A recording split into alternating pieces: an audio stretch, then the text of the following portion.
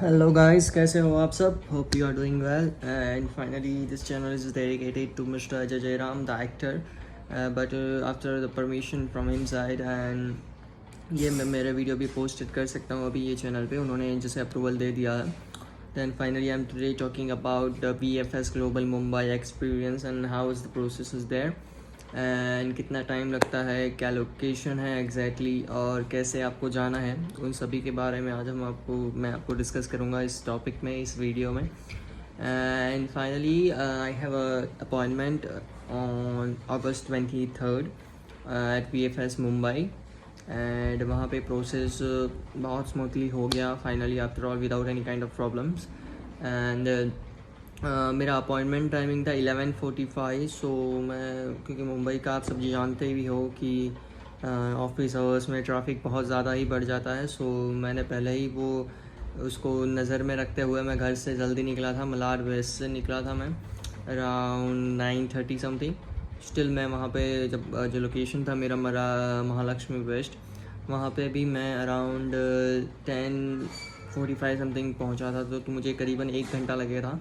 और जिसके भी VFS मुंबई में अपॉइंटमेंट है किसी भी कंट्री के लिए, क्योंकि वहाँ पे सारी VFS जो है मुंबई में, वहाँ पे मोस्टली सभी कंट्रियों का होता है. सो एक ही सेंटर है, वो सिर्फ फ्लोर डिवाइडेड किया उन्होंने, अलग अलग कंट्री वाइज फ्लोर उन्होंने सेपरेटली किया हुआ है. सो जिसका भी मुंबई VFS में अपॉइंटमेंट में, मैं आप सभी को वही रिक्वेस्ट करता हूँ कि जल्दी निकले. जो भी आप अपॉइंटमेंट टाइमिंग है उससे 2 घंटे पहले निकले, क्योंकि मुंबई का ट्रैफिक डैम होता है. मॉर्निंग टाइम में डैम हाई रहता है, बहुत ज़्यादा ट्रैफिक रहता है. सो और मैं आपको सभी को रिक्वेस्ट करता हूँ, अगर लोकल अवेलेबल है तो लोकल से ही ट्रैवल करिए, क्योंकि वही बेटर ऑप्शन रहता है एट द एंड, बिकॉज वो स्पीडी भी रहता है और ट्रैफिक भी आप कहीं मैटर नहीं करता उसमें, अगर ट्रेन से ट्रैवल कर रहे हो तो. सो आप सभी को रिक्वेस्ट करूँगा कि लोकल से ही प्रेफर करें, विदाउट कोई भी पर्सनल कैब या पर्सनल कार या पर्सनल व्हीकल से ट्रैवल ना करें, अवॉइड करें. अगर नज़दीक हो तो कोई दिक्कत नहीं है, विदिन 1 और 2 किलोमीटर रहता है आपका घर. महालक्ष्मी में ही है और 1 और 2 किलोमीटर रहता है मुंबई ऑफ VFS से. सो आप प्राइवेट व्हीकल ले सकते हो. बट वो जो कोई अंधेरी से बोरीवली मलाड कहीं से दूर से आता हो तो मैं वही सजेस्ट करूँगा कि आप लोकल ट्रेन ही प्रेफर करो टू रीच VFS मुंबई. सो 11:45 का अपॉइंटमेंट था. वहाँ पे मैं 10:45 को पहुँच गया था. और एक्चुअली क्या रहता है कि वहाँ पे सिक्योरिटी गार्ड्स और VFS ग्लोबल जो रहता है, उनके जो भी एम्प्लॉयज़ रहते हैं, वो 2-3 एम्प्लॉय बाहर रहते हैं, वो गाइड करते हैं क्यू में सबको, क्या नहीं, सबको बाहर प्रॉपर्ली गाइड करते हैं. एंड सिक्योरिटी पर्सनल्स जो भी है वो भी आपको प्रॉपर अकॉर्डिंगली मैनेजमेंट करता है पूरा, कोई दिक्कत नहीं आती है. सो होता है क्या कि जैसे मेरा 10:45 का था अपॉइंटमेंट. सो मैं वहाँ पे 11:45 का अपॉइंटमेंट है, वहाँ पे मैं 10:45 को पहुँच गया था. सॉरी.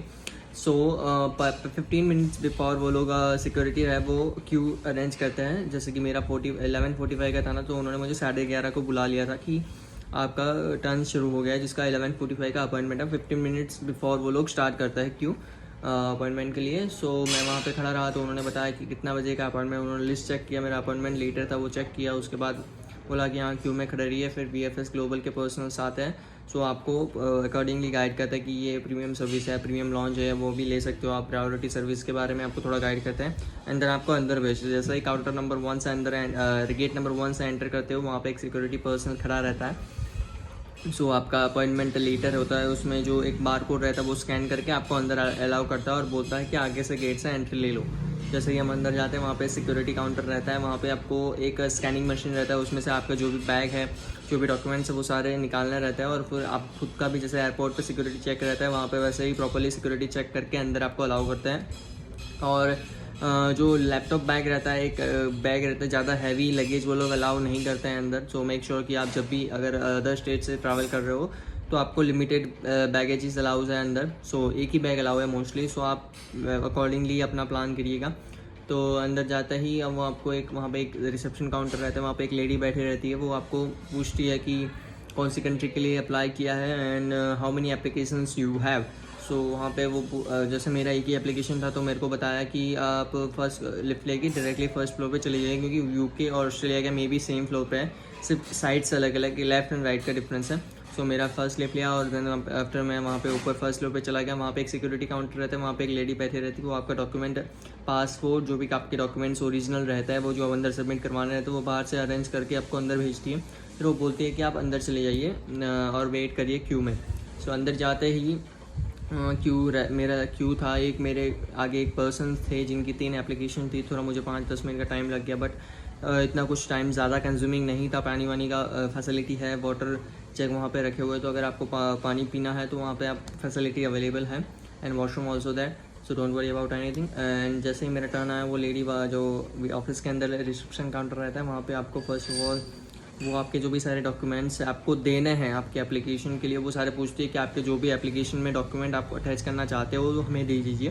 तो आपके जो सारे डॉक्यूमेंट्स रहते हैं आपको उनको देना रहता है, वो उनके एक सिक्वल रहता है, वो क्यू वाइज वो डॉक्यूमेंट सारे अरेंज करते हैं 1 बाय 1 देन एक टोकन जनरेट करता है, वो टोकन लेके आपको क्यू में बैठना रहता है, और उसके बाद सारी टोकन देने के बाद वो एक आपको लेबरा का सिम कार्ड देता है फॉर योर ट्रिप, जो आपको ईजी रहता है। जैसे ही आपका जैसे यूके पहुँच जाओ तुरंत आपको all of sudden SIM card लेने की ज़रूरत नहीं है। यहाँ पे VFS मुंबई वाले ही आपको VFS ग्लोबल जो है आई थिंक जो सारे स्टेट में है वो सभी प्रोवाइड करते ही हैं। तो आपको लेबरा का सिम कार्ड देंगे, वहाँ से वो कलेक्ट कर लीजिए विदाउट एनी काइंड ऑफ पैसे लिए बिना वो आपको दे देंगे। और आपका क्यू में वेट करना रहता है, वहाँ पे एक डिस्प्ले लगी होती है, वहाँ पे टोकन नंबर डिस्प्ले होते रहता है। जैसे ही आपका टर्न होगा वो आपको बोलेंगे कि आप ये नंबर काउंटर पे चले जाइए। वहाँ पे जैसे मेरा काउंटर नंबर 6 था, वहाँ पे जो भी सारे मैंने डॉक्यूमेंट्स वो लेडी ने अरेंज करके दिए थे वही सारे डॉक्यूमेंट्स मैंने उनको हैंड ओवर किए। उसके बाद वो पूछती है कि आपको कौन सा सर्विस लेना है, बट मैं आपको सजेस्ट करूँगा कि आपको जो भी सर्विस लेना है वो आप सामने से बता दीजिए, वो बेटर रहेगा।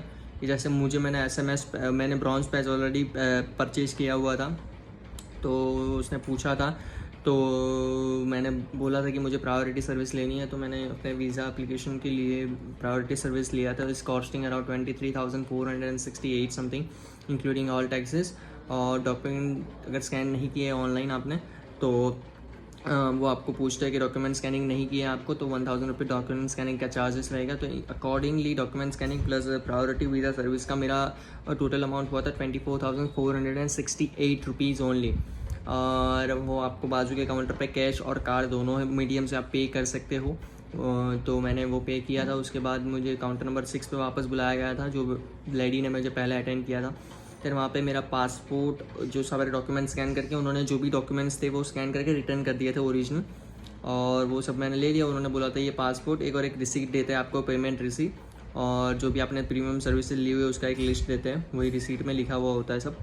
वो रिसीट आपको एक कैरी बैग होती है उनकी, और उसमें पासपोर्ट और रिसीट रख के दे देता है कि आप आगे जाके लेफ़्ट ले लीजिए। वहाँ पे एक बायोमेट्रिक के लिए रेडी 3-4 कंपार्टमेंट है, ऑफिस हैं, वहाँ पे एक लेडीज़ जो पर्सन्स बैठे हुए रहते हैं, तो वहाँ पे जाके आपको अपना फिंगरप्रिंट वो देना रहता है। मैं जैसे ही आगे गया लेफ्ट हैंड साइड लिया, वहाँ पे एक 4-5 काउंटर थे, वहाँ पे मैं एक काउंटर खाली था। सिक्योरिटी ने बोला आपका टोकन नंबर कौन सा है, तो मैंने उनको बताया कि 46 है। तो उन्होंने बोला कि ऑफिस नंबर 2 में चले जाइए। वहाँ पे एक लेडी बैठी थी, उसने मेरा डॉक्यूमेंट्स जो मेरे को पासपोर्ट और रिसीट दिया था वो उन्होंने लिया, वो चेक किया, और फिर सिस्टम में वो कुछ पासपोर्ट नंबर या उनका कुछ कोड होगा वो डाला। उसके बाद उन्होंने डिटेल चेक की और वापस से मुझे भी चेक करवाया कि आपका ये नाम है, देख लो कोई स्पेलिंग मिस्टेक तो नहीं है, कोई करेक्शन की ज़रूरत तो नहीं है। तो वहाँ पर पूछते हो, तो मैंने बताया कि नहीं कोई करेक्शन की ज़रूरत नहीं थी। तो फिर उसके बाद हुआ कि उन्होंने बोला कि आपके जो 4 फिंगर्स है राइट हैंड साइड के वो रखिए, उसके बाद लेफ्ट हैंड साइड के 4 fingers, then after 2 thumbs of 2 hands वो रखने होते हैं, नज़दीक रखने होते हैं। और वो होने के बाद वो बोलते हैं कि आप एक वहाँ पे फ्लोर पे कैमरा लगा होता है, CCTV, वहाँ पे वो सिक्योरिटी के लिए वो चेक करवाते हैं, तो आपको ऊपर देख के वो उसमें स्माइल करनी होती है, दैट्स इट।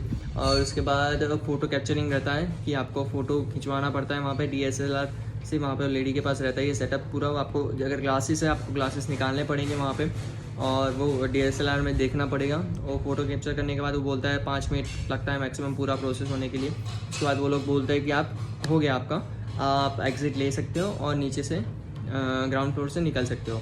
आपका प्रोसेस हो जाता है वहाँ पे ग्राउंड फ्लोर पे। मुझे पता था कि वहाँ पे जैसे ही एग्ज़िट लेते हो ग्राउंड फ्लोर पे पहुँचते हो, वहाँ पे एक HDFC फॉरेक्स कार्ड का रहता है, वो भी फ्री ऑफ कॉस्ट देते हैं VFS। 2 फैसिलिटी कॉम्प्लीमेंट्री प्रोवाइड करती है, एक है HDFC का forex card and second one is the Lebara sim card of the UK। तो ये दोनों आपको हेल्पफुल रहते हैं। तो ग्राउंड फ्लोर पर मैं गया, वहाँ पे मुझे HDFC का फॉरेक्स कार्ड लेना था। Because it is complimentary and also helpful for my trip. So वहाँ नीचे गया, मैंने HDFC काउंटर पर पूछा क्या चार्जेस लेते हैं, क्या सर्विसेज है इसमें कॉम्प्लीमेंट्री मिलती है। तो उन्होंने बताया कि ये सर्विस आपको वहाँ पे मिलेगी और इतने चार्जेस रहते हैं approximately, depends on that day transaction. So मैंने बोला ठीक है। तो वहाँ पे उन्होंने एक सॉफ्ट कॉपी आपको देनी रहती है पासपोर्ट की, देन आफ्टर आपका अगर पान कार्ड होता है तो उसकी सॉफ्ट कॉपी देने की रहती है, वहाँ से वही प्रिंट निकाल देते हैं और आपको उसमें साइन करना रहता है। सॉरी, और 2-4 उनके डॉक्यूमेंट्स रहते हैं, उन पर भी 6-7 साइंस वो लोग लेते हैं। उसके बाद आपको बोलता है कि जब भी आपकी ट्रिप हो उसके 24 आवर्स पहले या 1 डे बिफोर आपको एक्टिवेट करवाना रहता है। तो वो अगर मैं आपको सजेस्ट करूँगा, जैसे कि आपकी ट्रिप है 1 सितंबर की, तो मैं आपको सजेस्ट करूँगा कि 28 अगस्त को ही आप उसका एक्टिवेशन करवा दो, या फिर 1-2 ट्रिप होने से पहले 1-2 दिन पहले ही आप एक्टिवेट करवा लो तो बेटर रहता है, जल्दी एक्टिवेट भी हो जाता है और कोई चार्जेस भी नहीं है। तो डोंट वरी अबाउट एनीथिंग, ये एक दिन एक्टिवेट जल्दी कराओगे तो उसके कोई चार्जेस लगेंगे, तो कोई चार्जेस नहीं है फर्स्ट ऑफ ऑल। तो आप 1-2 दिन पहले ही एक्टिवेट करवा लीजिए। उसके बाद बाहर निकलते ही हो गया था है प्रोसेस कंप्लीट। एंड ये है, आज मेरा 5 दिन हो गए वर्किंग डेज काउंट करते हैं तो मेरा 23rd के बाद आज 5 दिन हो गए, अभी तक कोई अपडेट नहीं है। जस्ट 23rd को पहला मैसेज आया कि your application is forward to UKVI, that उसके बाद कोई मुझे मैसेज नहीं आया, ना कॉल आया इंटरव्यू के लिए। मैं बस एंगली वेट कर रहा हूँ कि आफ्टर ऑल आज 5th डे है कि आज मुझे मेरा कोई भी मैसेज या मेल आया, डिस्पैच का कोई मैसेज या मेल आया। एंड आई होप सो कि ज़्यादा इस टाइम पे जल्दी से प्रोसेस मेरा है वीज़ा अप्रूव्ड हो जाए एंड देन मैं ट्रैवल कर सकूँ, बिकॉज मेरी यूनिवर्सिटी स्टार्ट हो रही है 6 सितंबर से। सो देखते हैं क्या होता है। I will update you guys soon. And ऐसे ही देखते रहिए वीडियोज़, लाइक एंड सब्सक्राइब करिए। Thank you so much, have a good day.